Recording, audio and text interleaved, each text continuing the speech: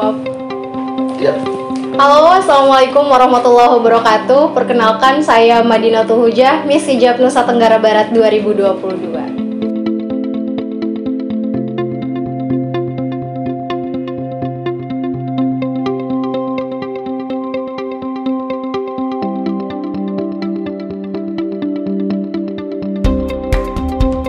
Saya sendiri berasal dari Desa Piong, Kecamatan Sanggar, Kabupaten Bima, dan sekarang saya sedang menempuh pendidikan saya di STKIP Tapan Siswa Bima, tepatnya di jurusan Pendidikan Bahasa Inggris semester 8.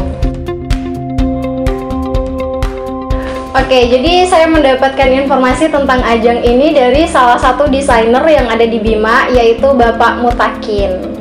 Beliau yang memberitahukan saya bahwa ada ajang pemilihan Miss Hijab Nusa Tenggara Barat 2022.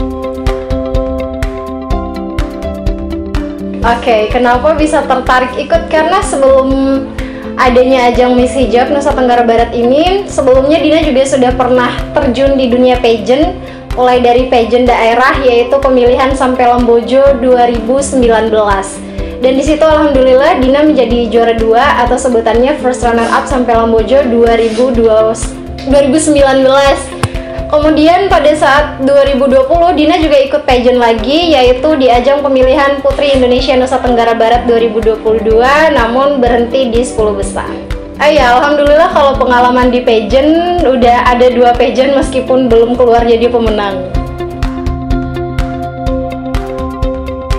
Jadi sebenarnya kalau difikirkan menang pergi harus pulang dengan tujuan menang itu sebenarnya enggak ya Kak, karena Dina tahu pageant itu dia tidak hanya menilai orang dari kecantikan yang terlihat dari luar saja, namun lebih ke arah inner beauty-nya. Jadi Dina pergi hanya untuk memenuhi hasrat sebenarnya.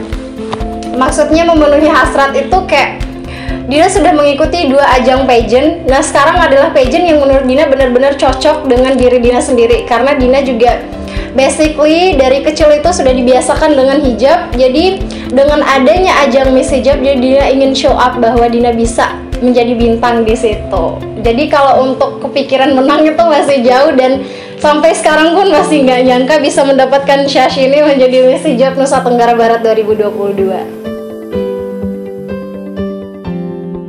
Oke, jadi sebenarnya semuanya tidak ada yang susah banget dan tidak ada juga yang bisa dibilang mudah. Mulai dari tahap seleksi sampai dengan karantina, semuanya Dina lewati dengan ada tidak enaknya, ada enaknya juga gitu. Cuman memang di ajang pageant itu sesuatu hal yang paling berat menurut saya adalah deep interview, dimana kita benar-benar 4 mata dengan juri, dan tidak hanya 1 juri, ada banyak banget jurinya di situ.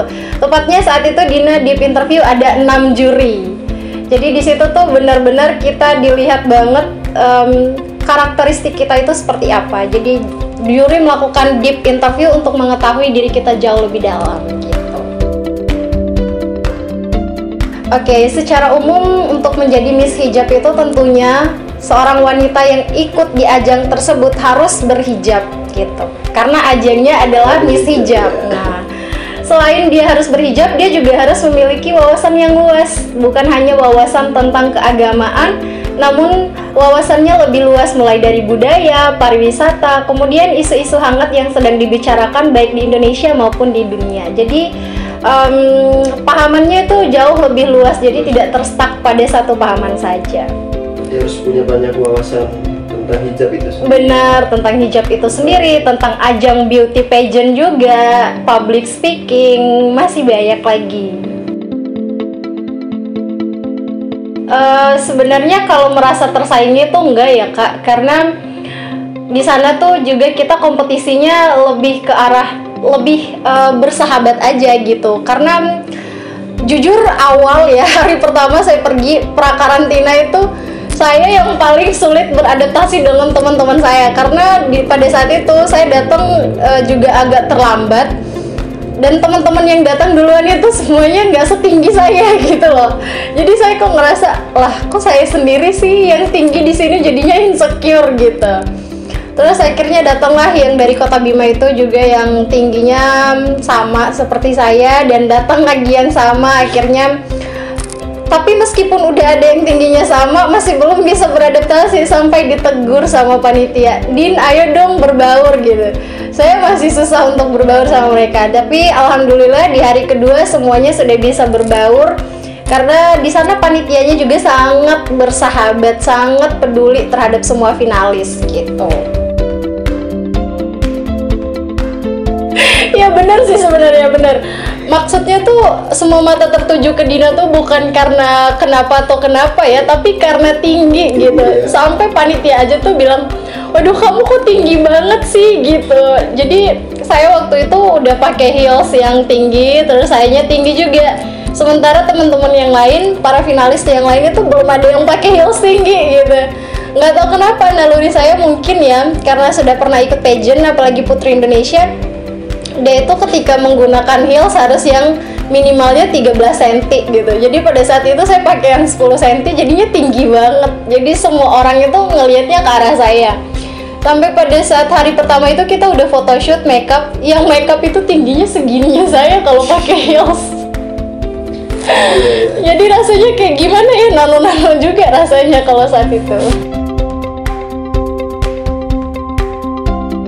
Benar-benar seharusnya, mungkin itu juga karena pada saat itu mungkin hari pertama jadi kayak belum bisa beradaptasi, dan juga mungkin kaget Kak karena di pageant-pageant sebelumnya tuh semua finalis tuh tinggi banget, dan pada saat itu mungkin saya terpendek di antara mereka gitu karena standarnya itu tingginya 170. Nah tiba-tiba ke Miss Hijab standar tingginya tidak terlalu tinggi, dia mungkin 165 gitu. Sementara saya sudah 170 terus pakai heels lagi, tingginya luar biasa.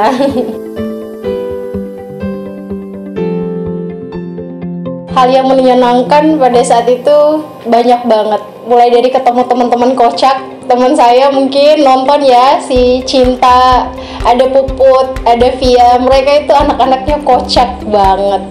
Kemudian yang paling bikin mood banget kalau kita terima materi ya Kak, ya adalah rasanya capek gitu, mood swing gitu. Nah yang bisa kembaliin semua semangat itu pada saat rehearsal atau latihan catwalk. Jadi di sana meskipun capek, pakai heels tinggi, kaki bengkak-bengkak tapi happy karena kita juga latihannya dengan musik, dengan coach-coach yang humble dan juga bersahabat. Jadi di situ hal yang paling nggak bisa dilupain, hal riwahnya di situ seperti apa di belakang backstage. Aduh, itu nggak bisa dilupain banget, happy-nya luar biasa tapi capek. Berarti penyampaian materinya itu langsung barengan semua gitu?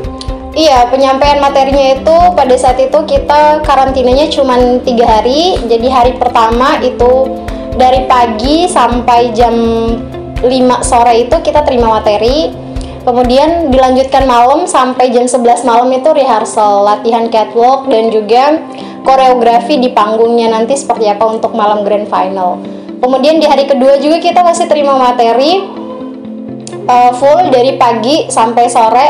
Kemudian sorenya kita lanjutkan rehearsal lagi sampai jam 11-an gitu untuk persiapan grand final di hari esok. Nah esok paginya pada tanggal 12 itu kita udah rehearsal dari pagi, terus siang jam 2 udah mulai makeup untuk persiapan malam grand final. Siang mulai makeup ya? Saking lamanya makeup ya? Saking lamanya kan 27 orang gitu. Motivasi buat teman-teman di Tamsis, belajar dari pengalaman sendiri. Karena dulu saya sangat merasa insecure. Sebenarnya ini adalah kelebihan, tapi saya merasa ini adalah kekurangan, yaitu tinggi badan. Jadi buat teman-teman di luar sana, kalian tinggi ataupun pendek itu tidak menjadi masalah. Yang penting kalian punya sesuatu keunikan dari diri kalian yang bisa kalian bagikan ke orang lain, dan jangan pernah takut untuk show up itu. Karena dengan hal itu, kalian tidak tahu, mungkin itu adalah keberhasilannya kalian. Mungkin bukan hari ini, tapi hari esok insya Allah kalian bisa gapai tersebut. Dan jangan lupa kekuatan doa.